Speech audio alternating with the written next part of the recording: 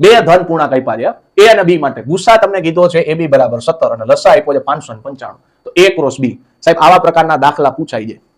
આના માટેનું એક સરસ મજાનું સૂત્ર હતું, તમને યાદ છે? હા, યાદ હોય તો કોમેન્ટ કરો જી ભાઈ. ગુસ્સા કૌંસમાં AB ગુણ્યા લસા કૌંસમાં A, B બરાબર કેટલા થાય? A ગુણ્યા B થાય. સાહેબ આ A ગુણ્યા B તો મેળવવાનું છે ને. હવે જોવો તો ભાઈ, ગુસ્સા તમને રકમમાં આપ્યો છે. હા, ગુસ્સા કેટલો છે સાહેબ? 17. અહીં લખો 17. લસા કેટલો આપ્યો ભાઈ સાહેબ? 595 બરાબર કેટલા છે? A ગુણ્યા B. સાહેબ આ બેનો સિમ્પલ ગુણાકાર છે ભાઈ. 595 ગુણ્યા કેટલા? 17. 17 હારે ગુણાકાર કરો એટલે પેલા 10 હારે કરશો એટલે 5 નો 5.